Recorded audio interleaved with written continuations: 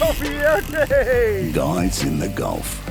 Well, for the second intro of this episode, we've been gone for a while, mate. Someone forgot to press record on the on the roadcaster. For the last 4 or 5 weeks, we forgot to press record. So we're back. We're back, and brought to you by Wabian Fishing and Wilderness Lodge out at North Island. Thank you very much, Brett and Eve. Proud sponsors of the Guys in the Golf podcast. Thanks, guys.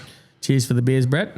Absolutely. So so it's been a few weeks, mate. We've got a bit of catching up to do, eh?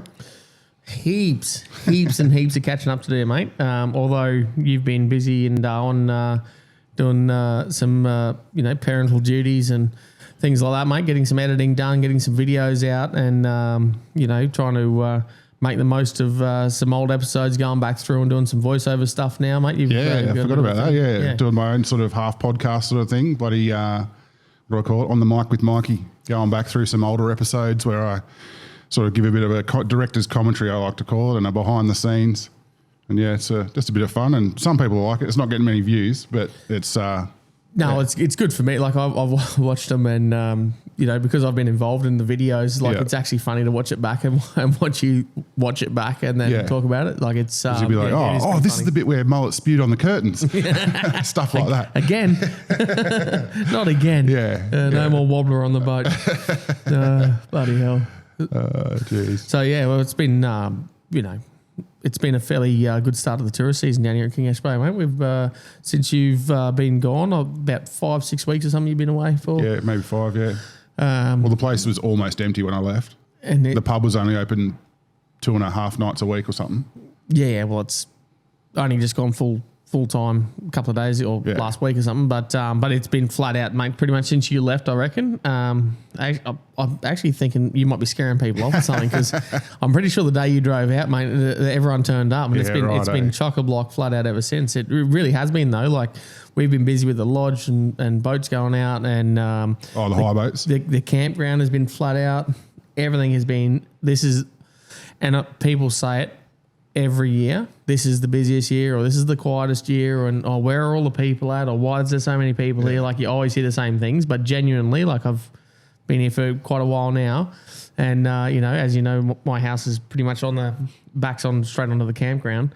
It has been non-stop for the last 5-6 weeks, and it's definitely been the best start to a tourist season that I've seen in my time here anyway, and I presume that's probably the busiest start ever that we've had. Yeah. So well, on a long enough time frame, yes, it goes up and down. Some busy years, some quiet years, but they're only sort of micro adjustments. But on a long time frame, this place is getting bigger and better all the time. Mm-hmm. Yeah, more people finding out about it, and that's it. More people finding out about it, and I suppose one of the big things is that this year we have had almost zero cyclone. Actually, have we had any named storms in the Northern Territory this year? In the Gulf, no. Certainly not in the Gulf, but even in the Northern Territory, have we had a named cyclone this year? I don't know. Queensland hasn't had any cyclones. There was one in Western Australia. Yeah. That I think formed as a low, maybe across the top. Yeah. But might not have been a named cyclone until it went to WA. I'm just fact check me, but I have a recollection of that.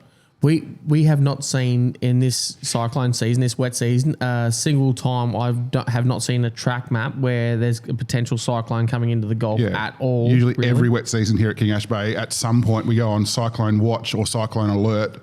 Cyclone warning, warning, sorry, that's the one, not alert. Yeah. This year, nothing. Yeah, that's crazy. There's been a few little, like even right now, there's a low that's up the top. So by the time you watch this, it's probably a few days ago. Mm-hmm. But it's interesting. I reckon at the start of the season they predicted, or the Bureau or whatever predicted, we would get more cyclone activity than ever. Well, if you remember when we were back over in Derby last year with Azza from One Tide Charters, and we were actually staying at his place waiting to go on that trip through the Kimberley. Yep. I got a phone call from the ABC radio asking, basically getting an opinion on what I thought about the Bureau's predictions for cyclones in the Gulf this year. Yeah, are you worried? This wet season, yeah. Are you worried? I said, well, I haven't even seen it, so I don't know. Like, what are they saying? And they're like, oh no, they're saying predicting it's going to be much higher than normal cyclone activity in the Gulf of Carpentaria in Northern Australia. It's all the forecasts, all the indicators are showing there's going to be high cyclone activity basically. Yep. And I said, oh well, look, it is what it is, mate. When they come, and when they don't, they don't. That's it's just a fact of life of living up here. But we got it was the complete opposite, which is quite often the case when you get the predictions. It's quite often the opposite. So we had a pretty poor wet season, mostly up until about 6 weeks ago when you left, pretty much. Yeah, and I reckon that's exactly aligned with what you just said about having no cyclone activity, because something that people might not realise is, even though we're way up the top in Australia, it's totally different to like the top end, like in Darwin and that, where a lot of their rain, they always talk about the monsoon, and the monsoonal trough has to drop down and stuff like that. Yeah, we get very, very little monsoonal rain here. When we get big rain here in the Gulf at King Ash Bay, Borroloola, that sort of area, it's to do with low pressure systems, whether it's a cyclone or not, or just a low or little offshoots that come off that. That's where we get when we get a lot of rain here. That's what we get, and as a result, we've just had storms, and we haven't had. Even when I've not been here, have you had 3 days in a row of rain, like of solid rain? No, not like a normal monsoon, sort of, not like a normal wet season when you have a low pressure system come through and drop a heap. So we've had days where it's been, I'd say, monsoonal type conditions, where it's been, low overcast sort of cloud and plenty of rain and that sort of thing. But certainly not like a proper monsoon like you'd experience in somewhere like Cairns or Nhulunbuy or Darwin or anything like that. So, having said that, the river has come up a couple of times. Yeah, but only like very small, only in small increments. It's never flooded. Yeah. So it's been actually really good. So yes, that's the reason why we talk about the weather so much, and the impacts of the wet season obviously is for the fishing and the mud crabbing, and the tourist season, and so of course, and we've gone way off track already talking about the weather, but and that's what I attribute to having a great start to the tourist season, is because we haven't had any flooding.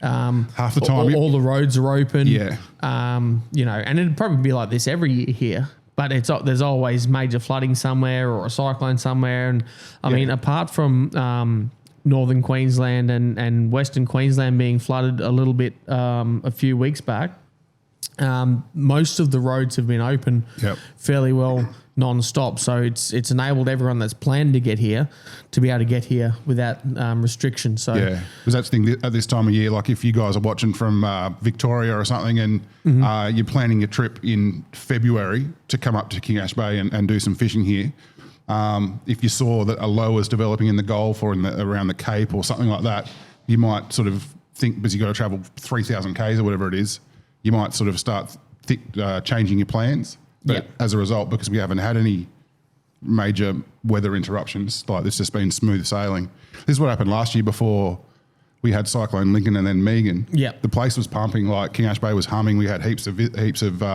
campers here and that, and then it all turn. That's sort of the worst case of what can sort of happen. But this year, a total flip around. So it should be an awesome tourist season. There's no reason why even with the condition of the road, there's no reason that people can easily get in, because we've got a 20-kilometre dirt road here, or 21 Ks of dirt, and in years gone by, yes, it could get corrugated and that, but some people carry on a bit about how worst road in Australia and that, but it had a lot of work done to it last year, and as a result, through the wet season even, it's held up really well. Last year was completely buggered after 2 cyclones back to back, went underwater. There was big flooding. It was completely destroyed, and they spent quite a lot. The NT government spent quite a bit of money fixing the road up. That was NT money, was it? Yeah. Okay. Well. NT government looks after. I think there's some federal probably disaster money stuff like that probably comes in to do it. I don't know the ins and outs of it 100%, but but either way, the taxpayer, not the government, spent a heap of money fixing the road up. And thank you. Thanks very much, taxpayers. But yeah, the road essentially got a lot of work done on it. The guys did a really, really good job. They built it up quite a bit, and resheeted the whole road from start to finish, which is the first time I've seen the whole road be resheeted in my 22, 23 years of living here, pretty much, or Borroloola in here. So even though it wasn't a big wet season, even when it has rained, the roads held up really, really well, and we haven't had any dramas. The only people that get bogged are people that go off the dirt, off the centre of the road, and they go try and drive around when there are puddles and stuff in the road. They try and drive around it, and they get bogged in the table drain because that's not on the compacted surface. So. And that's the old adage, mate. If you're off the red, you're dead. If you get off the red hard top stuff and you drive into the black soil, you're gonna get stuck every time. And people driving maybe a little bit too quick and they're towing heavy or something like that, and they slide. They go to slow down and then they slide off the road, but they slide into the table drain, and then that's not a compacted surface, and they get bogged there. So. This year we've had very little of that. I only know of not even a handful of people that have got stuck coming in and out. But every single one of them has been, off in the table drain. I can confirm you, like as of today, which is the day after Easter Sunday, whatever date that is.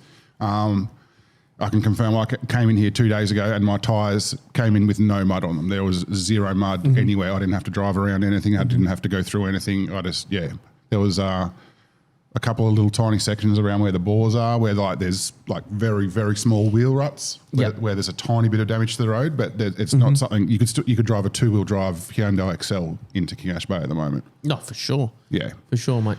But on the flip side of that, because we have got rain over the last sort of 6 weeks or so, it has sort of kept the river up just a little bit, which has given us enough flow to make it that the fishing's actually been pretty good considering. Because we belt on about it all the time about how important the wet seasons are on fishing conditions and crabbing and all that sort of stuff. The whole food chain from the microscopic all the way up to the metre plus barramundi. Yeah. So we've had enough rain to make it okay, and I think it's going to be a really good season for fishing. Crabbing started off fairly slow, but we'll see how that pans out. Yeah. But certainly the barrows have been on. People that know what they're doing. They've been nailing quite a few. So and I don't know. Should we talk about Easter weekend now? Well, so today's the Monday after Easter. Yesterday was the final day of the Easter fishing comp. Yeah. And I think we got 350 odd bloody entries. Round about that. Yeah, which is that's pretty good, yeah. And that's a very, very good turnout. I think the Katie and her sister and I think Callie went into town. Into Borroloola. And I think they did like 158 or 159 nominations just in Borroloola alone without even doing, no one in King Ash Bay had even nominated yet. So, nearly 160 people just from Borroloola nominated, which is a great turnout. And then obviously, nearly another 200 odd from King Ash Bay went in. So that's about as big as a comp I've seen, I reckon, if not the biggest. So in terms of participation. So great turnout. And from speaking to people, I didn't hear of a lot of massive fish getting caught, but things like goldies, dewies, everything was caught. A lot of species were caught. Yeah, a lot of fish were caught. My parents went out on the Saturday, and they both got a dewie in a spot where they've never caught a dewie there before, and they both got one. No, and that was in the river too. Yeah, not out on the reef where predominantly. We would catch dewies predominantly out on the shallow reefs and stuff and that out the front somewhere, but that was up in the creek. So so everything's looking real healthy in terms of fishing and stuff. It's looking really good. So can't complain too much, mate. I think Easter weekend panned out pretty well for the club. A lot of people here. The campground's been full. It's emptied out a little bit today, obviously. Yeah, it's amazing the turnover. Like as much as there's heaps of people that left today, we were just having a beer over at Big Pete's down here, a couple of houses up, and sitting there. And as we look out the gates, like I would say 6 new caravans arrived while we were sitting there. Yeah. Like it's a little bit wild. Like just how the turnover is. Yeah. I'll tell you what I was a bit very sad about though over the Easter weekend. One small thing was we missed the Little Ripper Band. Yeah, absolutely. Shane and Laurie. They anyone that's been to King Ash Bay for Easter, Territory Day, or over the last 10 years, at least, you would have seen the Little Ripper Band. Two brothers that provide entertainment for us. Play music. They weren't able to make it this year. Yeah, they were booked I believe. This year. Yeah. But just due to a few different issues, Shane, they couldn't make it, unfortunately. So we wish them the best. Yeah. And, we hope to see you up here again still. Oh, absolutely, mate. Like they've entertained everyone here at King Ash Bay. Anyone that's been to King Ash Bay for anything decent, like any decent event or anything like that, would have absolutely seen. Or not just King Ash Bay, but even like Catherine. I think they go to the golf club or something in Catherine. They perform there, and they make a full tour of it. When they come up and down the highway everywhere, and they they're almost part of the family here. They always come and stay, and they really have looked after the club for a very, very long time in terms of what they've done. They always put on a great show for everyone, and a bit disappointing not to see them here this year. But hopefully we'll see them back again. Hopefully, Shane gets sorted out and we can see him back again. But other than that, mate, I think everything went fairly well. Yeah. Over the course. Oh, I'll tell you what, we do need to have a shout out to Trent again and his team at Rod and Rifle Tackle World in Catherine, because they were, I think, one of the principal sponsors. One of the principal sponsors. They were one of them, yeah. There was 3, was there? Yep. Yeah. Okay. Well, Rod and Rifle, definitely, mate. They sponsored us the end of last year. They were our principal sponsor last year for Bulls and Barrow event. They've done this again. So I reckon when I was down there on Saturday night when they were doing the raffles, I reckon like every second prize was special thanks to Rod and Rifle and Catherine. Yeah. So big shout out to Trent and his team down there. Absolutely. I'll tell you, so I've been in Darwin. Well, I only got hit back here 2 nights ago. I've been here 2 nights. I'm staying at your place. We're in Ash's house at the moment. This is our studio for this trip. Been staying here. Been here 2 nights. So I've just only just got here. He's only spilt 3 beers on my pool table. Yeah, right. While I was up in Darwin, got to meet up with Azza. You mentioned him before that we did the Kimberley trip with. So that was, if you haven't seen that, that's in separate from Guys in the Gulf, my YouTube channel, Mikey Cunningham Fishing. Ash and I went and did a 15-day trip from Derby to Darwin on the Kimberley Explorer, travelling all through the Kimberleys, doing some fishing, waterfalls, checking out Indigenous art, climbing bloody rock escarpments and all sorts of stuff. And I met up with Azza, and he came up with a bit of an idea for us, mate, which you do know about it. We've spoken about it. And later in the year, we have a bit of an announcement to make, which we hope that you guys will get behind and want to be involved in. Very, very excited, mate. Very excited. So we're doing a trip. I think we're going to do Derby back to Wyndham. I do exactly the same thing. I mixed it up. I'm not overly familiar just yet, but we will be soon. So over in Snaggabarrish country. I think we're going to do Wyndham to Wyndham. Yep. For about a week, roughly. It'll be the 10th of October, 2025. So a Kimberley Explorer trip. You and I are going to drive over there. We're going to take a boat. We're going to take probably your boat. Yep. And we're going to use the Kimberley Explorer as a mothership. And more or less, we're going to look for how many people? There's room for 6 paying customers. People? We would love to have this as a free trip. We'd love to be the biggest podcast in Australia and say, look, guys, we're giving away 6 seats, but this will be a paid trip. You'll be booking through Azza at One Tide Charters, but he's given us the boat basically, as in he's not doing any advertising for the trip. This will be a barra fishing trip. We're not going to go checking out waterfalls and stuff like that. This is a fishing trip. We want basically, he was the one that came up with this idea, and I love it. He sort of wants to give back to the viewers and offer fans basically of the podcast and my videos an opportunity to come fishing with us. That's probably how I should have started. Yeah, that's the nuts and bolts of it. So that's the plan. So we're going to go, leave Wyndham in Western Australia, and then 8 days later, or whatever the dates I said, return back to Wyndham. And in between, we're going to be getting fed and tell our yarns and that, and spending time together on the boat each night. I think we'll bloody do some prizes and stuff. Maybe whoever got the biggest barrow for the day might get a bottle of Captain Morgan or something like that. The only clause is you got to throw away the lid and share it with us. No, there's I'm proper excited for it. I really am. Yeah. I think it's gonna be a great trip, mate. So more or less, like you don't need anything. You don't necessarily you need to bring your own grog. Other than grog, but so accommodation is on the boat. Food's going to be supplied. Cook on board. You'll get fed. Cooking your feeds. Like 6 feeds a day or something, Azza and his crew will be taking you fishing. Yeah, they've got 3 tenders. Yep. So, well, they should have 3. He's got 2 at the moment. I'm all the intricate details you're booking through One Tide Charters. You got to confirm everything with him, with Azza and Angie. You might be Angie you speak to. But yeah, they as I was saying, you'll have 3 tenders by then. So I assume that means if there's 6 customers, that'll be 2 on each boat with someone driving it for you. And we'll be going out fishing. No one will be allowed on our boat or my boat.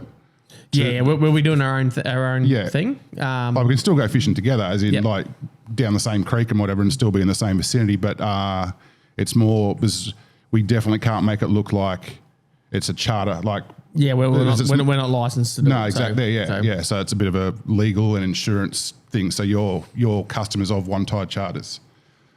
I think, as I wants to call it, and I love the 2 Buffaloes trip or the 2 Buffs trip. So when you get in touch with One Tide Charters, we'll put a link in the description down below. As I said, exclusive to sort of fans. So they're not advertising it. So you're not going to get people that want to go do bird watching. These are people that want to come on the boat. You want to do some barramundi fishing in a very, very remote part of Australia. You can be a novice if we probably don't want a boat full of novices. But as specifically said, because when I was talking through details with him, I said, we probably don't want beginners. And he's like, no, look, he Azza loves sharing information on how to tie knots and whatever. So if there was someone who has never been barramundi fishing before that was on the boat, you'll probably end up paired with Azza in a tender with him, I'm thinking. Yeah. Either way, it doesn't really matter. The long and the short of it is, if you enjoy watching Mikey's videos on YouTube, if you enjoy listening to the podcast, that's the only way you're going to find out about this trip. And there's obviously very limited numbers. 6 seats basically available. Beds. You can sleep sitting up. Mikey and I going. We're going to be there. It's for a week roughly at the end of October, and we're super, super excited, super keen. Yeah, so a bit of logistics. So you'll find your own way to Kununurra, which is right near the border of... so you can fly to Kununurra. So from anywhere in the world, you can fly to Darwin and then onto Kununurra, and then you'll be ferried from Kununurra to Wyndham. Yep. So Azza will organise a minibus or something like that. He'll go around, pick up if all 6 people are in Kununurra, one more, so you might need to get an accommodation there for one night maybe. But then you'll get a bus. Azza will sort the bus to get you to the boat. Yep. And then when we get back, he'll sort a bus back to Kununurra for you. If you wanted to drive to Wyndham, all the way to Wyndham by yourself, feel free to do that. If you have a helicopter and you want to fly it into Wyndham, you can do that. You can do whatever you like. You can pick me up from that top road's way better than the bottom road. But no, even if, for example, you were doing a territory trip from down south and you were taking your own boat up to King Ash Bay or to Daly River or somewhere like that, and you're doing your own thing and you wanted to bring your own boat or something, there could be a potential for that as well. So, but you'd have to do it all through One Tide Charters, through Azza and Angie, and they might be able to work something out for you. So there's no guarantees with anything. It's just, So I think everyone's fairly flexible at this stage while we're working out the finer details of it. Absolutely, everyone. Yeah, you're welcome. More or less, we're just putting it out there now that this is a trip we're planning in October, the end of October. And anyone who's keen, you can fill out an information request form, and Mikey will put a link for that in the show notes. I think Angie was going to make a special page on the website for the 2 Buffs trip, and it won't be like a public page that you can click to through the menu. It'll literally be a link directly to that page from our marketing, I suppose. So and essentially, our involvement in it is essentially that we're going to be there, and we're going to do some maybe some games, maybe a few challenges, a few things like that. There's a lot. You're there to have fun, and that's we're going to come up with a few things to make sure that people enjoy themselves. So, yeah, you probably shouldn't the ideal person doesn't mind to have a beer or two. Yep. Is that like not setting concrete, but yeah, but we'll be having some beers. Anyone who watches your videos will listen to the podcast. Yeah. It's probably good. Yeah. We enjoy having a beer. So if you're offended by beer, this trip's not for you. One thing I'll definitely say is you'll have to be at least happy to be on camera. Like I'm not gonna if you're not comfortable with it, because I'll be obviously videoing the whole trip. It's not a casting couch situation. Like that. Yeah, if you're like, oh no, I don't want to be on camera, don't come on this trip. If someone prefers not to, but they're fine to be in the background of, like, put it this way, if you catch a metre plus barra and I've got video footage of it, it's going in the video. You know what I mean? So if you're like, oh no, I don't want this, you need to be at least happy to be on camera. But if you're not 100% comfortable, I'm not going to shove a camera in your face and go, oh, g'day, Peter, tell us your life story. Like, I'll give you space. Like, I'm not going to, it's all fairly common sense, I suppose. And not to mention, we'll probably take the podcast gear as well. And, we'd love to hear people's stories and stuff. So that's, it's all about, trying to build a community and get people that are super keen to be more involved, I suppose. Yeah. Is probably maybe a good way to put it. And we'll probably mention this in every podcast that we record all the way up until the trip's booked out, I suppose. Yeah. But, I suppose we're a bit all over the place with this. But 100%. We're all over the place because it's all brand new. Absolutely. We're all first timers, so there's no stress. Because the last thing I want is someone to get something they don't expect. Like, that's why we're trying to do the detail, the ins and outs of it. I just want everyone to be happy, and it'll be so exciting to meet some of you guys. It could be people that we already know. It'd be funny if Lady Bullfrog and Mick and that all booked tickets. Anyway, Big Pete, he takes up 2. We love Pete. You do. Anyway, let's leave it there for now. But for the 2 buffs trip with One Tide Charters in the Kimberley, if you're not sure, check out the link. Yeah, you can ask us questions about send messages through. We can answer questions, but if it's specific details about stuff, whether it's food requirements or that'll all be done through One Tide. So One Tide will sort all that out. This is their business. That's what they do. They look after people. They do a great job of it. We're very, very grateful that they've trying to help us out as well by trying to give back to our supporters that support the podcast, support Mike's videos. So we're trying to make something happen. And if it goes really well, then hopefully we can do something in the future again next year. So, in the unlikely event that this goes nuts and all six spots are booked after this podcast. Who knows? Maybe next year we could do some back-to-back trips and might be able to get some more beds, more trips for more of you guys if there is interest for it, which I'm hoping there is. I suppose probably as well that within reason, if you've got any thoughts or anything like that, maybe any ideas of something that might work, then we're always Yeah. Oh, if you're open to everything. If you're a world class juggler, bring your bloody juggling balls, or Jesus. I don't know. So I don't know why that's the first thing that popped into my head, but I was trying to think special talents. He was thinking about juggling. Balls. That's all you can think about. Righto. Oh God. Yeah. It'll be great. Yeah. If you can't juggle, Mike will teach you. Yeah. So that's enough of that trip. But just to sort of flow on from that, just to give you a bit more information about the boat and that. So we did that 15-day trip last year, and it was just being, remote part of Australia is just one of those things. It's you can't replicate it. You can't explain it. It's just, you look out the side of the boat each day and you're like, wow, I can't believe I'm doing this. If you've never been up that country before, you'll be blown away. It's so different. And, I've traveled a little bit. I've been lucky enough to go to a few different places and seen some awesome stuff. But, mate, that's one of my favourite places I've ever been to, I reckon, is that Kimberley country. Yeah.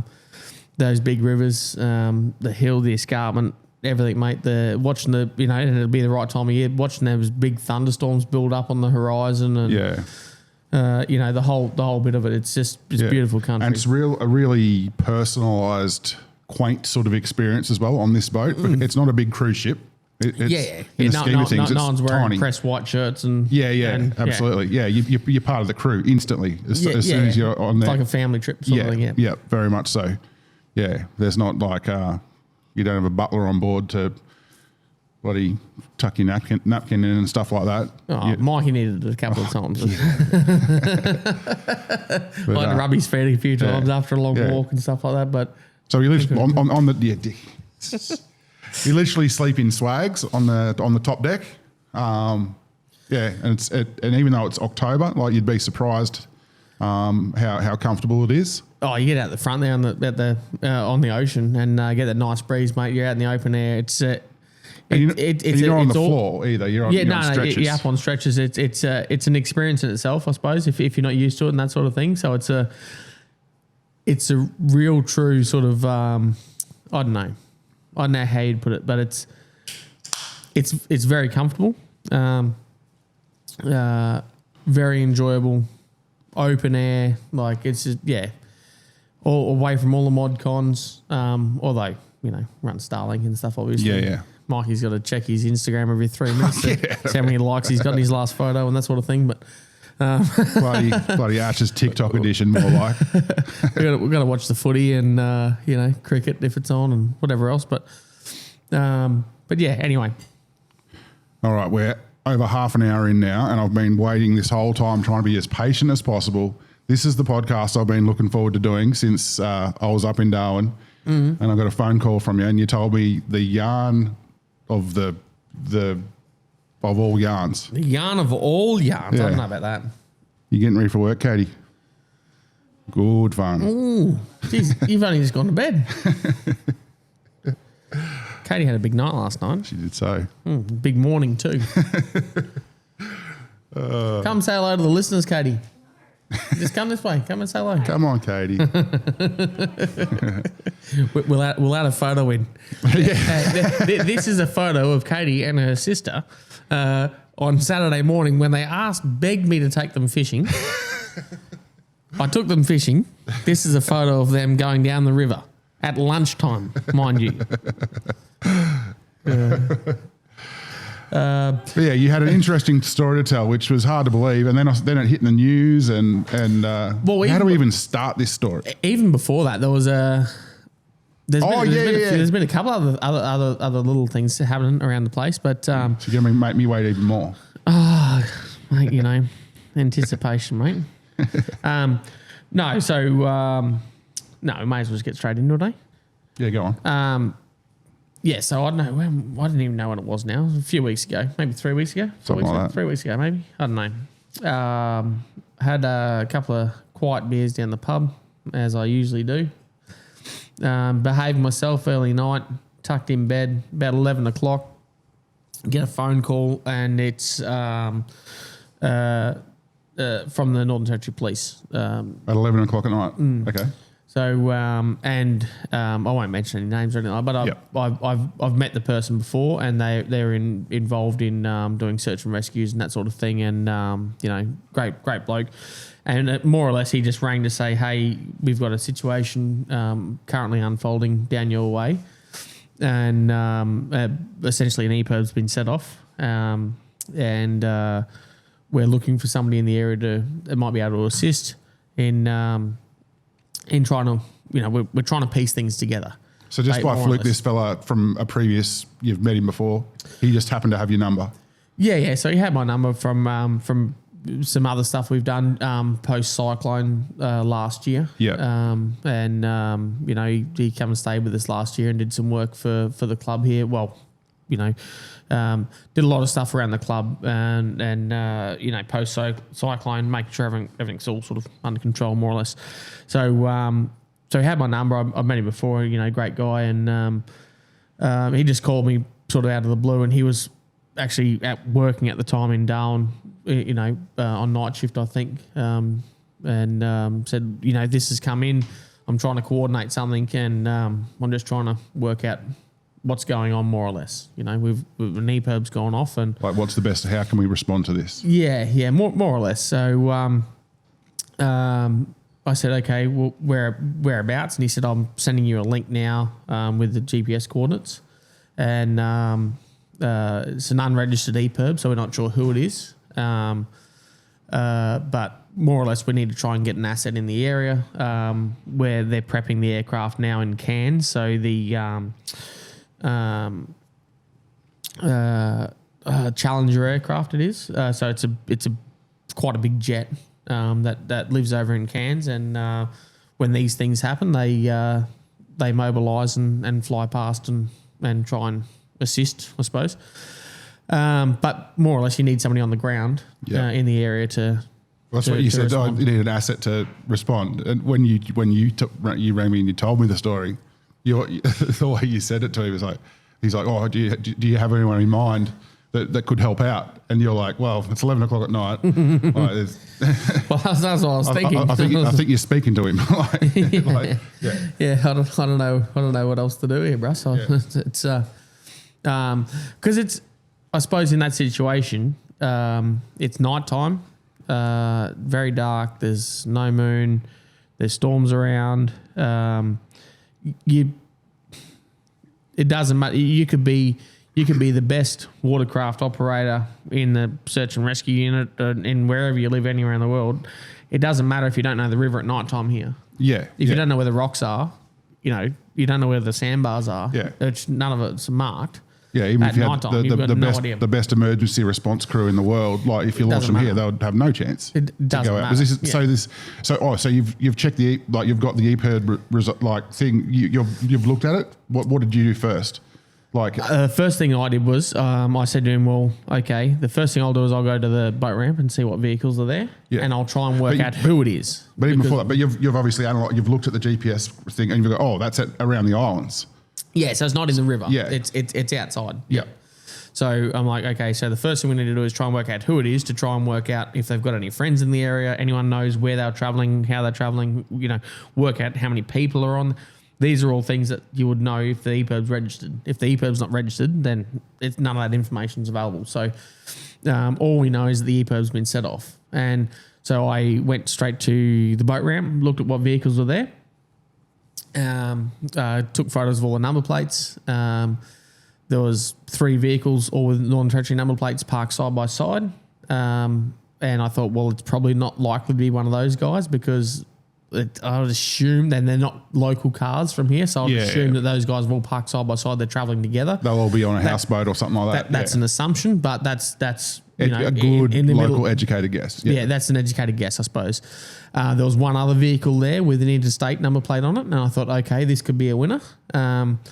So I went straight up to the bar, and where we get phone service at the moment. And the bar was closed by this stage? The bar was closed by this stage, yep. So it was about 11:30ish, nearly close to 12. It might have been a night the bar wasn't even open. No, I think, anyway, it doesn't matter. But the bar was closed. But I pulled in there to get phone service, and I called the current club president, which is Damo, David Hallett. I rang him being late at night. I'm assuming he was in bed or whatever, but it took me a few goes ringing him for him to answer. When he answered, I said, hey, mate, quick story, EPIRB's gone off. Don't know who it is. Essentially, these are the vehicles that are at the boat ramp. Do you know if they're on the houseboats? Because obviously Damon is affiliated with Bottle Houseboats. And he said, yep, no, all of those are accounted for. They're all good. They're all on houseboats. Yep. And then he mentioned to me that a particular person had gone out in a boat, and he said, look, they went out this afternoon and they had heaps of gear on there, pretty heavy. You know, do you know if he's made it home back out to where he lives? And I said, look, not sure. This is all brand new to me in the last 5 minutes. So he said, okay, well, I'll ring somebody else and find out if he's made it home. And so he's made some phone calls.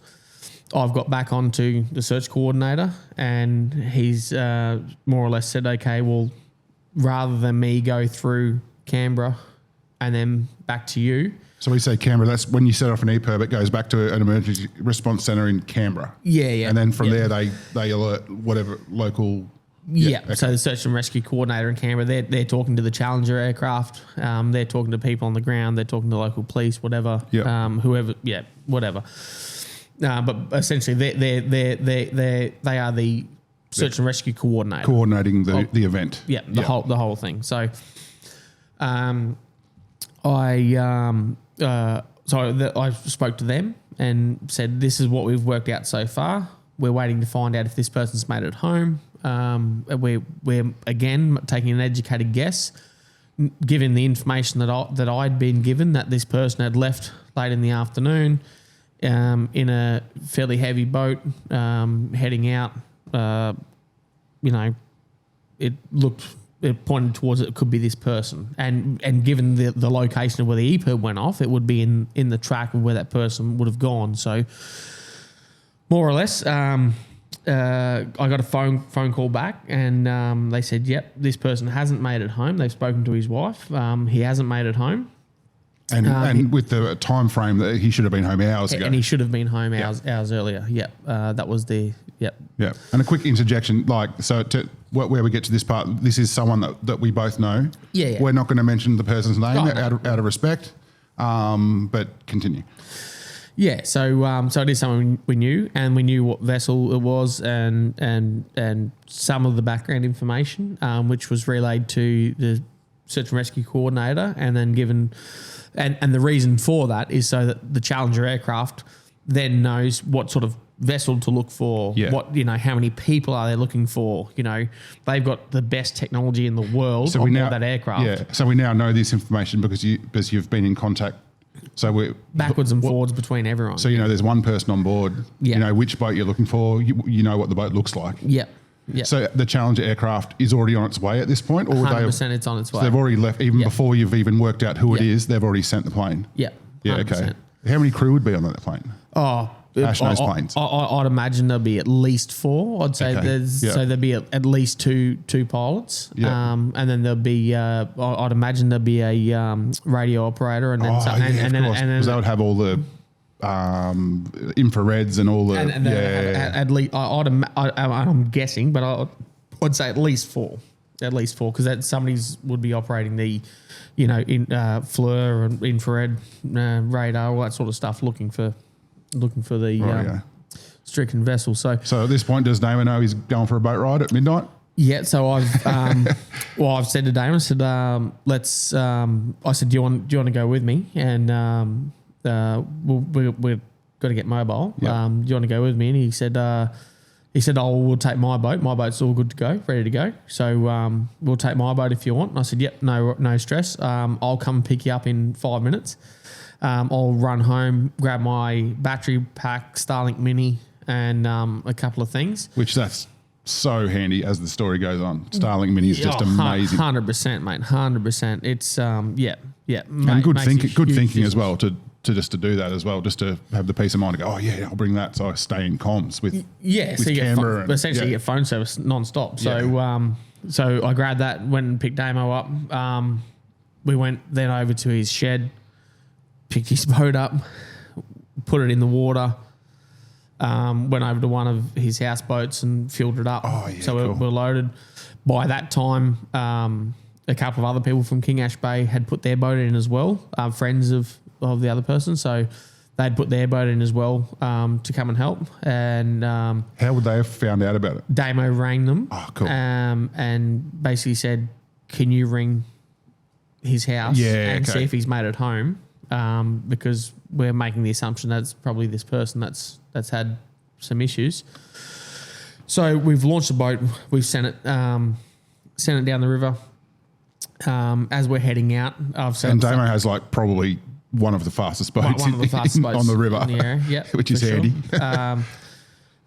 Once you got to the mouth, we've set it on as we're going. So I've set up the Starlink Mini, plugged it into Damo's boat. So he's got Anderson plugged it in. It's all 12 volt, so plugged it in, and then I'm back on the phone to the fella in Darwin. No, in Canberra. Oh, to Canberra, direct to Canberra, and I'm communicating both verbally on and through messages, and basically saying, what's happening. I've messaged him and said, okay, can you send me now that I've plotted in my literally just using my phone and Navionics. I've plotted where the EPIRB went off.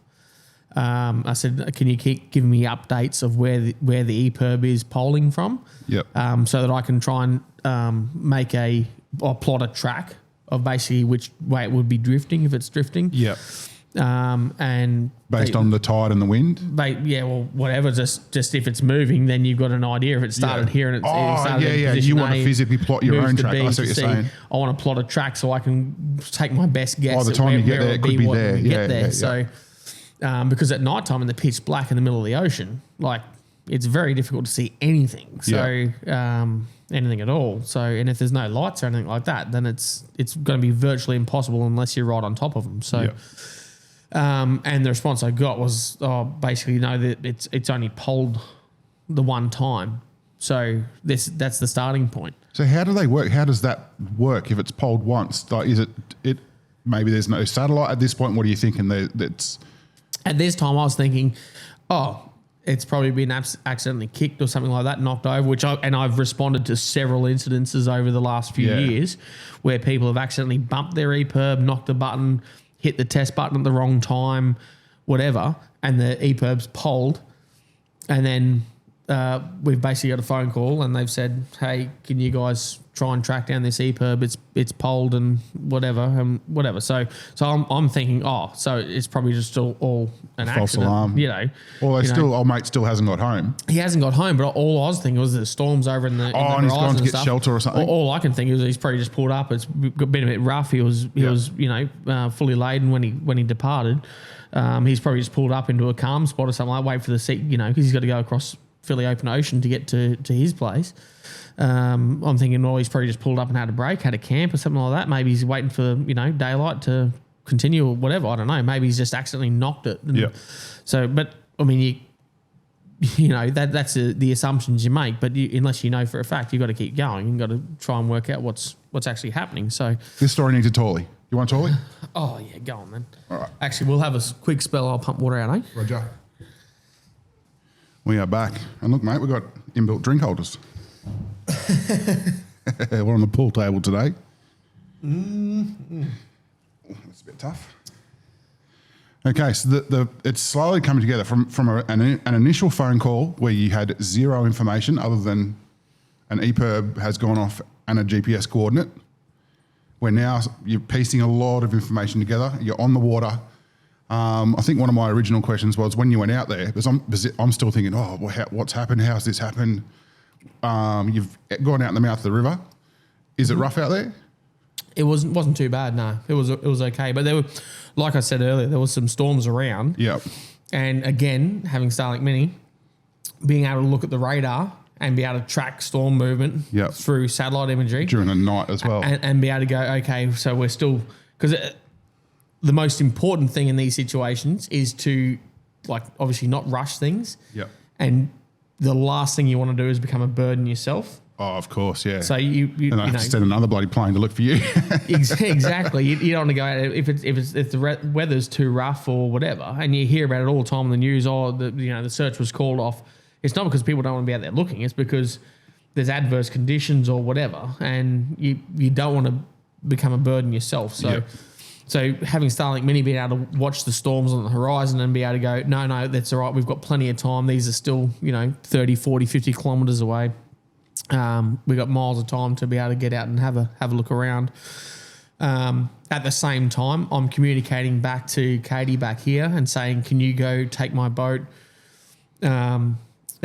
make sure it's full of fuel, get some spare jerry cans, load it up, put some like bottles of water and stuff in the boat and some stuff like whatever you can think of, rain jackets, whatever, just put it in my boat, get my boat ready to go so that in the off chance we don't find the person or if we go out there and whatever and we're not able to find them, when we run out of fuel, we got to get home. So we come home and we can just go straight, bang, jump in straight into another boat and go straight back out. Yeah. And this is by this stage where we're early hours in the morning, 1 o'clock, 12:30. So you're still liaising with your missus at home at 1 a.m. while it's all unfolding. Mm-hmm. Unreal. So, next? so we get out the mouth. I'm not only that, but I'm also on, again, Starlink Mini. Thanks, Elon. My Starlink Mini, my actual Wi-Fi network is called Cheers Elon. But again, using Flight Radar, I'm actually tracking the jet as well from Cairns coming across. I think I've got a screenshot of that you sent me. Yeah, I'll bring that up. So I'm tracking that as well because I'm thinking, well, if they find him and we're not able to communicate through VHF radio or anything directly with them, surely I'll be able to, if they get there first and they start circling an area or pinpointing an area or anything like that, I can watch them on the map and then know where to go to, if that makes sense. So it's just not very likely, but it's just on the off chance that that's what happens. Then it's another tool in the kit, to try and get to the right location as quickly as possible. So well, I suppose in a big dark ocean, when you can't see anything, you guys will have no chance, but they could potentially, I assume, like a person in the ocean on the infrared or whatever, like a FLIR or whatever, they would light up, I assume.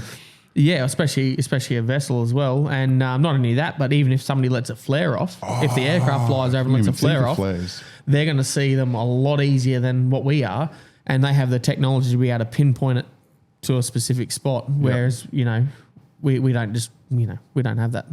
So so you're heading straight for this GPS coordinate?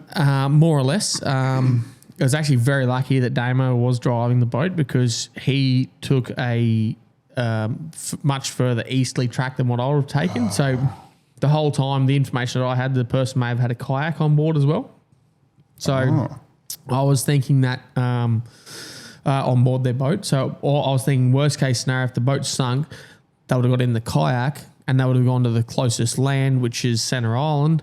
And then, so if it was me driving, given that it was high tide, a really high tide, I wouldn't have gone out the actual channel of the MacArthur. I would have cut straight across. Yeah. And gone direct across the flats, gone direct to the bottom of Center Island and then followed the coastline around, thinking that that's probably what's happened, But Damo's taken the main channel out. He's taken the main channel out and he's a lot further east than what I would have been. But in those situations, again, there's no point in arguing or anything like that. And there was another boat behind us, which I figured they had the same information. I figured that they would have done that anyway. So, I was, in those situations, you've just got to let things go as they, unless it's a major problem. You just got to let people do what they're doing, and you just stay in your own yard, if that makes sense. But in this instance, the Damo's following the main channel worked out well. 100%, because we got out and it was fair way away, and still several miles from the coordinates that I had plotted from the EPIRB polling. But Damo said, I've seen a light, and I'm looking, and I'm blind at the best of times. And we did have a light bar on the front of the boat. Like Damo's got a light bar on the front of his boat, like a lot of people do here. And I said, well, just turn the lights off and see if we can see it again. And he turned the lights off, and then maybe 30 seconds, a minute later, maybe we saw another little strobe. Oh yeah. And but a long fair way away still. You saw it? Yeah, saw it. Okay. And then I've definitely seen it as well. So Let's can go confirm that way. we've got to go direct to. And so how many miles or kilometres do you think this would have been from the GPS spot? It was several miles. So long way. Yeah. It was. So if this light's him, he's drifted a long way. But again, because of the tide and the way that the currents work in that particular area, there was a fairly good thing to think that would be them. You know what I mean? So yeah, I mean, it's all sort of guesswork at the best of times, but that. Yeah, it sort of added up, if that makes sense. Like you go, okay, well, it's incoming tide. The currents do go this way mostly. So, and there's no channel markers out there. So if there's a light, it's something. Yeah, there's nothing out there in the middle of nowhere. There's nothing on the land. The islands in the background behind it. Yeah. So if there's a light, it's definitely something. Yeah. And as we approached, got closer, we saw the light became a lot more evident. Yep. And the frequency of the flashing got shorter. And you're still speaking? Are you speaking to the plane? Yep. Damon was speaking on the VHF. Damon was speaking with the aircraft. So he's literally speaking to could you hear the jet it? Above the aircraft? Yeah. Oh, you could see it. Oh, wow. You could see it flying past. Yeah, you could see the lights. Yeah. Yep. Fairly low? Not really. No, not low. Okay. No, not low. But I was on the phone to Canberra all at the same time. Constantly just saying, we're like, we've seen a light, we're going towards that. Is that the micro information you're giving them? Yeah, pretty much. Trying to give as much information as possible. So as we got closer, we're like, yep, that's 100%. That's definitely the person we're looking for. Yep. That's the vessel. So what did you come across? We slowed down. The vessel was upside down, turned over, and the one person was on the upturned hull, in just a pair of shorts and holding onto a life jacket and an EPIRB. So he's holding on to and a life jacket. Yeah. Yeah. So a life jacket and an EPIRB, just a pair of shorts, no shirt, no shoes, no nothing. No shirt, no shoes, lots of problems. as opposed to the Alan Jackson song. Yeah. No, Kenny Chesney song, I should say. Yeah. Actually, that'll be my song nomination. Yeah, good one. Okay. We'll get to that. That's a good one. So poor bugger. No, he'd come unstuck somewhere. I won't go into what happened on it because I don't know. I haven't spoken to him about it. I didn't speak to him about it at the time. I'm not sure, mate. Everyone can make assumptions without knowing, but the long and the short of it was his boat was upside down. And he was on the upturned hull of it, and he was in drama. Did he seem in good spirits? Yeah, he was pretty good. Yep. Damo shouted out to him, said, "Mate, we come looking for you," and he made a bit of a joke. Just said, "Oh no, I was just about to have a sleep," and yeah, right. So we've pulled up beside him. And he's jumped into Damo's boat, and I've helped him in. And all the while still coordinating with Canberra on the phone, saying, "Yep, he's 100% in the boat now, perfectly safe, not a problem. We've got him. We're away from the upturned vessel. We're all safe. Everything's all good." And they said, "Okay, that'll conclude this for now until you get back home, and then we'll have a debrief." Yep. But they said, "Oh, can you turn the EPIRB off?" And I said to the person, "Turn the EPIRB off," and so it stops polling. And he said, "Oh no, I've lost my glasses or whatever. I can't see. Can you do it?" And I had a look at it, and I've looked at it, and I've gone, "Oh, it's not even turned on. The EPIRB actually wasn't turned on properly." And I've said to Damo, standing right beside me, I said, "Damo, can you confirm with me under the light?"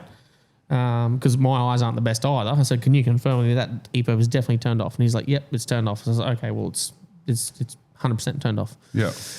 So I relayed that information back to Canberra, and by that stage, the second vessel, which had done what I thought it would do, followed Centre Island around a little bit, looking for them. They'd communicated with Damo via radio and said, Damo told so you're covering more ground that way, yeah. So they came over and then he jumped boats, and then they took him back to his house back out on the island. So, and Damo and I came home, and when we got back home, I spoke with both the NT police and Canberra, and gave an update that everyone was home safe. I'd spoken to one of the guys in the other boat to make sure that they'd made it home as well. Damo had spoken to the aircraft to say that via VHF to say we'd collected him and it was all fine and everything's all good. So they departed and went back to Cairns. Did you get information?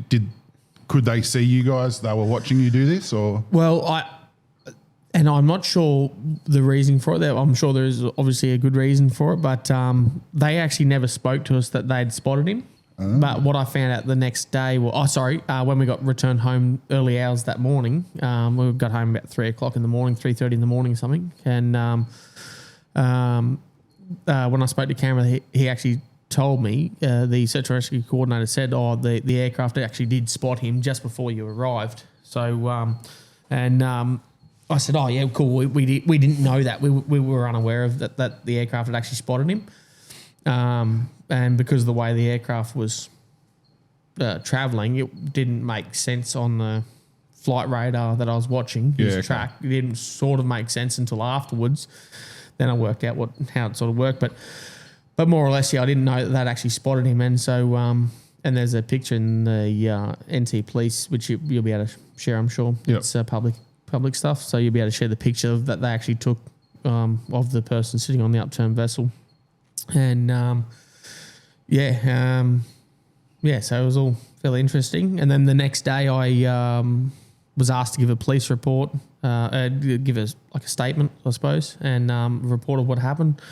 So I just wrote basically a chronological timeline, a list of events in chronological order, and then went over and got the some photos of the EPIRB and stuff like that to send to the search and rescue coordinator. And that time when I looked at the EPIRB, I'm going, oh, it definitely wasn't turned on. And the only reason I want to mention it is because it's very, very important for people, because in that situation, it would be very easy to not do it properly.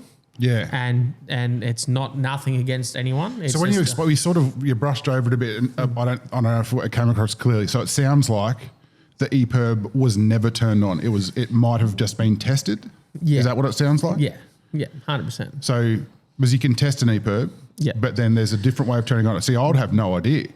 It depends on the model as well, obviously. So it's almost a bit flukish that they respond. Like if this went off in Sydney Harbour, a one ping from they probably wouldn't respond to that, you know? Well, I'm assuming. I don't know. Like, is it because we're so remote here and it was out in the middle we better...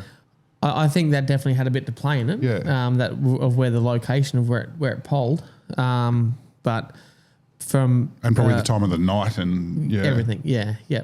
So, but this is me making a summary of my opinions, I suppose. My opinion is that when the boat's overturned, they've got the EPIRB, they've held down the button to turn the EPIRB on. Yeah. The particular model and make of EPIRB, when you hold the test button down or the button down, the strobe flashes and it makes a sound. You'd easily assume, and you would think that it's turned on. Yeah, rightio. And if it's at night time in the pitch black, in the middle of the ocean. And he's lost his glasses. In the middle of the ocean, in darkness, doesn't matter if you've got glasses or not, it's pitch black, you can't see nothing. Yeah, yeah. There's no moon, it's overcast, there's storms in the background. You're on an upturned boat, which is slippery as and sliding around. Yeah. So, you're in a very, very difficult environment. And that's the only reason I wanted to talk about this story is for the sake of education of other people. In that, make sure you know where your EPIRB is, make sure it's registered, make sure you know how to use it, because you could have cut an hour out of this. If the EPIRB was registered and they knew how to use it 100% correctly, then it would have taken a lot less to be mobile. And this is by no means a dig at the fella. This is 100%. This is just information for everyone to learn. Yeah, exactly. Yeah. And that's what the NT Police have tried to do. Well, it's something I need to do because I would have no idea how to set off my EPIRB. Well, I had a phone call, and anyone that's in the rod locker would have seen. Probably I did a post about it. A lengthy one. Yeah, which is so important. Yeah. And I actually had a phone call from a fella that lives here as well, who said, "Hey, I've just read your thing. I've just updated my EPIRB. It was registered and stuff, but some of my details weren't right. So just so you know, I've put you as my number one emergency contact in there, so that if somebody rings, like if my EPIRB goes off, the first thing that happens is when it goes off and it polls, Canberra rings the first contact person on there and says, hey, do you know this person? Do you know where they are? Their EPIRB's been activated. Yeah. And then straight away that gives you a lot of information. Yeah. What sort of boat it is, its area of operation, how many people are likely to be on board, its size. There's so much information in there. Yeah, because you can problem solve so much the more information Straight you away. have. Yeah. And then if you have contact details in there, you can ring somebody and say, hey, is this person at home? Are they safe? Oh, they're at home in bed, are they? Oh, can you get them to check their EPIRB? And it could have, and 99 times out of 100, the EPIRB's been activated inadvertently by bloody a mouse chewing on it in the boat or something like that, whatever. We have had this before. And it has happened. We've been at the bar, times. thingy and thingy. Oh, I've got a blank. Let's say their names. Young Em and Bryce. Em and Bryce. We're literally at the bar down here at Gravers Bar at King Ash Bay, and Borrell the police rock up and they're investigating an EPIRB that's gone off, and Em and Bryce are at the bar as well. And they're like, oh, what sort of boat? We're all laughing. Oh, some idiots accidentally set it off. Like, what sort of boat is it? Oh, my boat's about that size. Bryce is like, what's it? What's the name of the boat? Or like they ask the question. Oh, that's it. Wait a sec, this sounds like my boat. And they go up to where it was stored at the time, and I don't know how it had gone off, whether it was inadvertently, and that it does happen. Yeah, some are water activated. Was there a story you told me about with the flashing light? I think when you originally told me the story on the phone with old mate that you went out to rescue. Yeah, water activated. Yeah, so they were on the life jacket. Yeah. So there was a strobe light on the life jacket, but my belief is the way that particular strobe light works, unless you turn it on all the time, it is water activated, so it needs to have contact. So the fact that he's safe and dry on top of the upturned hull, mostly safe and mostly dry, but every now and again, mostly, but every now and again, it is actually conducting and strobing. So that's why it wasn't a steady strobe all the time. So sorry, some take home things from it. Yeah. Make sure you have a 406 megahertz EPIRB. The old 127's not worth anything. Okay, make sure you get a 406 EPIRB. So that'll give them your exact GPS location rather than a general area. Mm-hmm. Yep. Make sure it's registered and put as much information in as you can. So when I got home after this all sort of unfolded, I actually went through and looked at my EPIRB that I use, and I thought, they've updated things now. Now you can add actual images of your boat. Yeah. So I've added images of the boat that the EPIRB's mostly in, and you can actually say things like, is the EPIRB mounted in the boat, or where is it located in the boat? Things like that. You can also make notes. I changed my, I had my old man as my first contact person. I changed that to my brother because I thought, well, there's no point in having my old man or my missus because there's a half a chance that they'll be with me if I activate the EPIRB. So that takes two people out of the picture straight away. Yep. So I made it so it's my brother, so who's not likely to be on the boat with me anytime soon. So, and then I uploaded pictures of the boat. But in the notes section, so the way that I have my EPIRB stored is in a Pelican case with my flares and some other emergency equipment. Like a cigarette lighter, a strobe light, a few bits and pieces, and then because I've got several different boats, I take that briefcase with me depending on what boat I go in, and I made a note of that predominantly it's in this boat with me. So on my work boat, might not be this boat, but and uploaded photos. However, I do actually have this. Whenever he comes with me in my boat, he brings the briefcase. I don't think he trusts me. Nah. But I've had since I've had even the next day I had somebody after making that post I had somebody ring me and said they've added me, and I've had somebody else ring me since and said the same thing, that they've gone through and updated their details and they'd never even thought of it. And the biggest thing for probably our listeners is, because the majority of you will come from either Darwin, Catherine or interstate, you're not living in Borrell or King Ash Bay, when you come up here for your 2-week trip, you can actually go in onto the AMSA website and put your details in and say, I'm going on a trip to King Ash Bay for 2 weeks. Oh, yeah. And I'm traveling with this person and this is where I'm going to be operating. So that way, if your EPIRB goes off up here in the middle of nowhere, but it's actually registered addresses in Sydney or Melbourne, they go, oh, this person is actually up there at the moment. They've registered it as being up there. They've got they're staying at King Ash Bay Lodge or on Borroloola houseboats or whatever. And all that information makes it so much easier to find people when, when it comes to the crunch. And I tell you what, no one wants to spend a second floating around in the ocean here in the daytime, let alone the night. Yeah. But if it saves an hour or 2 hours of research of people running around at night time trying to find out who it is, like that could be the difference of life and death. Yeah, I can't even imagine what's going through your head out there sitting on your hull. It's like, as much as like it's a big flat bottom boat sort of thing, so there is a big sort of area for him to be on. Like it would be, your mind would be, You'd think so. It would be scary as hell. I heard it on I think it was the fella from Darwin that you were dealing with. I heard him on I think maybe ABC radio had him on, and then Katie Wolf had him on, and I listened to both. And the Katie Wolf one, it's sort of, I don't know, because you had already told me the story. Like it's sort of I don't know what the right terminology is for it. Like, but the way they put it in crocodile infested waters. I'm like, well, the least of your worries out there is a bloody crocodile, you know. And they're like, and then they're saying like, yeah, it's a life or death situation. And I'm like, you know what? It probably like. If you didn't find him, just say he drifted 2 kilometres that way past you and you guys were searching up here and the plane was up that way as well.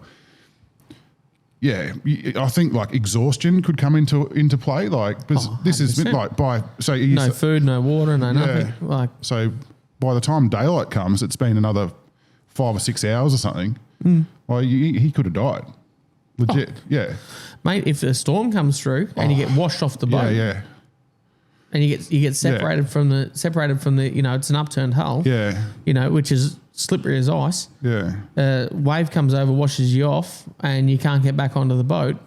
You're literally swimming in the ocean. Yeah, like your chances aren't great. You're a long shot, I think. So and that's what I say, mate. Make sure your EPIRB's registered to you, to your boat. Yeah, and hopefully you never get the privilege of setting one off. That's the ideal situation. Yeah, well, that's it, mate. But just be ready for it in case. So what, you owes you a few cartons or what? Doesn't owe me anything, mate. Yeah, cool. Out of the goodness of my heart. I'd hope people would do the same thing for me, absolutely. mate. And that's the thing about living here, mate. And I reckon. I'm sure he's very, very thankful for the efforts of people. But at the end of the day, mate, and I suppose the questions will be asked by some of the listeners potentially is, why did we get the phone call? Why did I get a phone call? Why didn't the water police? Well, there's no water police here to start with. There's a Sea Ranger unit, but I don't think they used in that sort of operational capacity. And they'll be in Borroloola anyway. The police do have a boat here, a big boat. They've got operational limitations, no doubt. They've got a vessel there. They've got guys who are capable of going and doing these sorts of jobs. But if you don't know the area, at daytime it's hard enough, let alone at night time. And I've been here for 2/3 of my life. Work on the water. I know it very, very well, as does Damon, as does the other people that assisted. If I always look at it like, if I was in that situation and I'd my boat had overturned or sunk or whatever, and I've activated my EPIRB, I would much rather, and I've told my missus, I've told my old man, my brother, everyone, if anything ever happens to me, and my EPIRB set off and you get the phone call, the first thing I want you to do is go and talk to young boy. The other crabber, because he knows the area better than anyone. Absolutely. He'll know what I'm doing. He'll know where I'm at. And like he'll have a better, His boat's in the water already, fueled up. His boat's fast, everything, and he's so switched on as well. Yeah. That's what I was going to give you props as well for this whole thing and how lucky it all turned out. if that coincidentally that guy didn't call you at midnight or 11 o'clock, let's say you had your phone on silent because you were in bed, like that phone call didn't happen, then they would keep calling people until they get. Well, even borrow the police. That's why I tried to say because I don't want to diss the police because. Like the guys that were on duty that night, they probably never even launched that boat before. They wouldn't have no idea how to get down the river. Most likely wouldn't have even had anyone on duty because it's not a 24-hour police station. You've got 3 or 4 coppers there, maybe at best times. Yeah. And they've probably already worked for the last bloody 20 hours solid anyway. Yeah. So they had to get in touch with a local person at King Ash Bay realistically for it to happen, and it just sort of all lined up that it just bloody lined up. Yeah, look, it was a. This isn't the first time you've saved someone's life out there or been involved in a rescue where, legitimately. Yeah, bloody hell. Yeah, but it's no, look, it's one of them things, mate, and it's nothing now that nothing's sort of come. Like everyone's okay, no one's injured, no one's hurt. You know, someone's pride might be a bit dented, but that's to be expected. These things happen, mate. You know, I've sunk a few boats in my time. Luckily enough, I've been on dry land and the boats just sunk. So I get blamed for one of them. I was not even anyway. Bloody hell.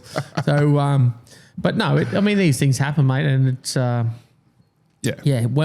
it does, you just want, regardless of who the people are, you know, your relationship to them, whatever, shouldn't matter. You just go your hardest and try and sort it out. Because at the end of the day, mate, we're all human, and you want people to, to not be in that position. So, absolutely, yeah. You want people to get out there and help you. If you set your EPIRB off, oh shit, you need someone coming, please now. Yeah, for sure. But take home message, register your bloody EPIRB. Yeah. If you're coming up here, you can go on the AMSA website. I know it sounds like a pain in the ass, but it takes 5 minutes to do it. Put some details in there. Don't have your mate that's going to be on the boat with you as your emergency contact for obvious reasons. I feel like every topic we've talked about today we've been so long-winded with. Oh, you have. Me? You have. I have. I've been at Big Pete's drinking beer all afternoon. Yeah. There's even a couple of topics there. We'll just save it for the next one, I reckon. I reckon maybe we do have a yarn to go through, which and we've also got we're halfway through happy hour already. Okay, let's make this happen. No, we've got the yarn, but we obviously need to do song nominations as well. Let's just do song nominations right now. I'll go quickly. The song was recommended to me by my mum. It's called Suit and Tie by Cooper Allen. I recognise the song. He's changed the lyrics. It's an old song from, I don't even know how old. It could be really old. It could even be like 60s or something, called 16 Tons. Yeah. I recognised the tune as soon as I started playing it after my mum sent it to me. I'm like, I know this song from The Simpsons. It's when in an episode where Marge forces the kids and Homer to stay home and do some housework, and Bart's wiping down a painting on the wall, and it's playing this 16 Ton song, and that's where I know it from. So I instantly had a connection with it, and it's really good. We played it over at Big Pete's this afternoon, and everyone sort of agreed. So Suit and Tie by Cooper Allen. There are a few other Cooper Allen songs, or there's at least one in there that I've added in your absence, which was Mick's birthday. He asked for a couple of songs to get put on there. So, The Fridge by Cooper Allen was one of them. The Fridge, that's Big Pete's new nickname. That's twice I've given him. Sorry, Pete. He gets upset sometimes when I have a go at him. We love you, Pete. He gives it, though. He just needs to learn how to take it. Bloody hell. Mine's going to be no shoes, no shirt, no problems by Kenny Chesney. I like it. That's unreal. After that little thing. So, anyway, we've got, as you all know, we've got some fabulous supporters of ours, which is Jabbers Australia. They've supplied us with some great fishing rods, 5-piece travel rods, all sorts of other gear, bloody pliers, fishing lures, lures, quick release clips, all sorts of stuff, jig heads, all sorts of stuff. They're great supporters of ours. And after this, I think the guys have said if you order a rod, a 5-piece rod through them, you're going to get 3 Moxie Sparkles for free. Okay, if you order a rod online. These are the fluttering jigs. Yeah. These you jig it up and it flutters down. Yeah. And this is a story to go with it, and it's by. So that's open to anyone. This isn't for just someone who does a yarn. This is anyone that goes on their website. Anyone that goes on the website. Yeah, we'll have to find this out. It might be a code or maybe in the description or something. We'll Mike will put it here somewhere. But yeah, there'll be a code or something like that. We'll have to confirm that with the guys. Anyone that orders a rod gets 3 free Moxie Sparkles. And that they are good. They are good lures or jigs. This is a story, and it's from Greg, our mate Greg, who's I think he's president of the Tennant Creek Fishing Club, and he's also on the King Ash Bay Fishing Club management committee now. So as an ordinary committee member. So this is his yarn. Yeah, fellas, I'd like to tell you a bit of a yarn.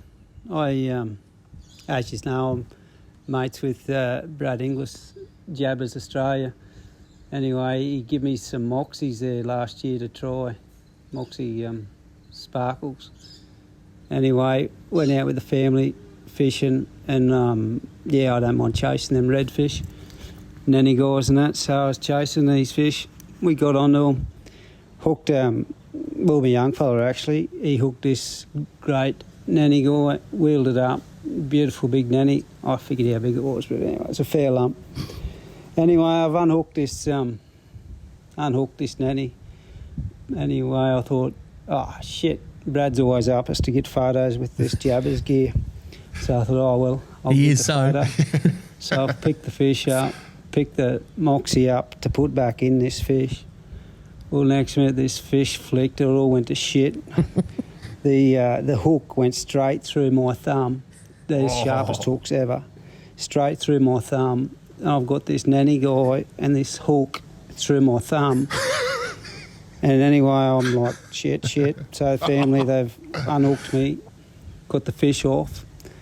And, then I had a pair of side cutters in the boat. Always carry side cutters.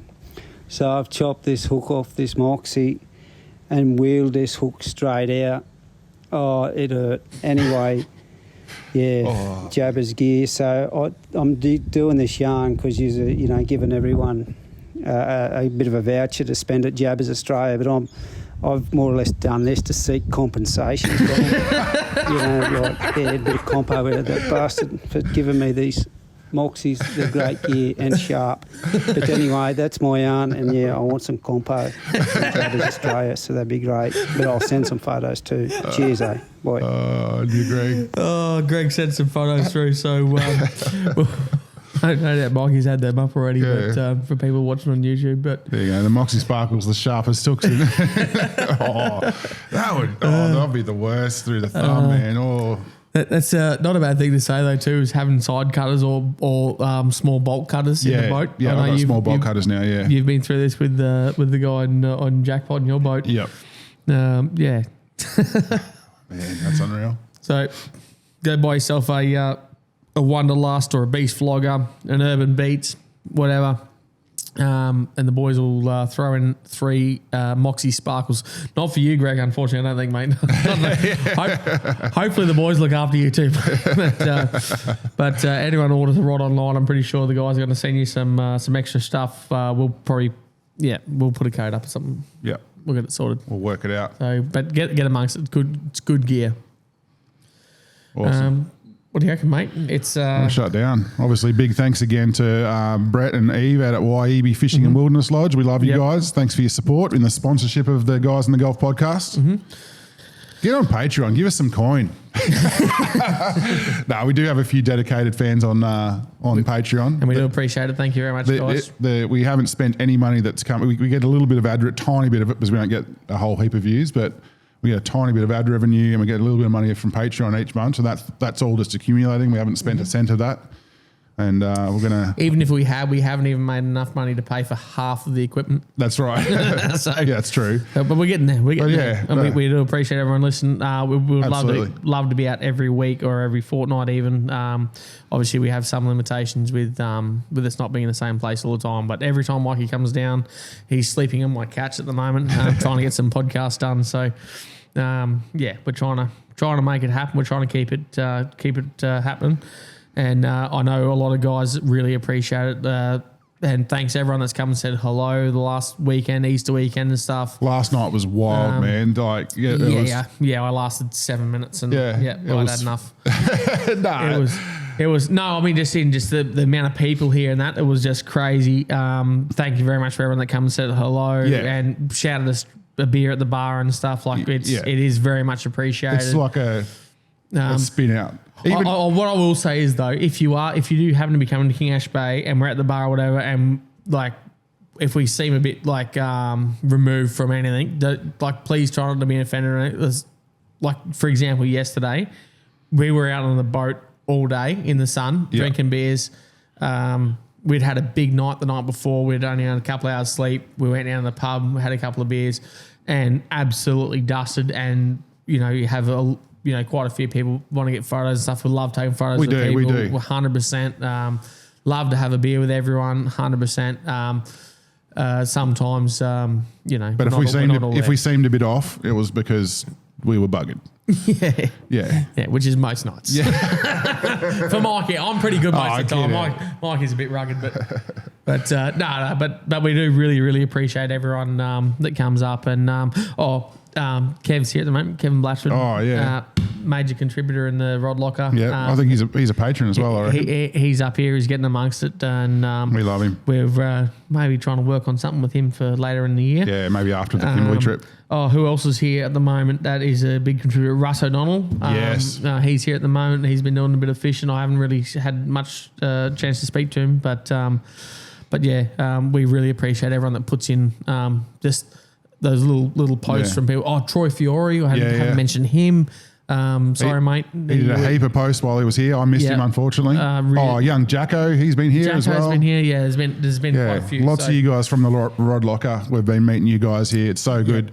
It's funny how like the whole thing keeps rolling over. Like where people will be like, "Oh, I'm coming." Like 8 months ago, we were getting messages from people saying, "Oh, we're coming up in April," and now that's all rolled over now. And now we're starting to get messages from people saying, "Oh, we're coming up in September," and that'll all sort of come to fruition. Yeah. Oh, Clayton, thanks for the beers, mate. Clayton dropped me off a couple of cartons of beer this afternoon, so thanks very much. Is that right? Thanks, brother. Sorry I missed you. I was busy. Very, very busy. No, I wasn't really. But, sorry, mate. Sorry I missed you, but thanks very much for the beers, mate. So very much appreciated. What do you reckon, Russ? Shut it down? Shut it down. And go check out the stuff on the Kimberley trip if you're interested. There'll be a link somewhere in the description or something. Or send me a message and I'll send you a link. Do that. Register your EPUB. Shut it down, Russ. Shut it down. Oh, we are out of practice. Yep. Oh, look at that. Guides in the Gulf.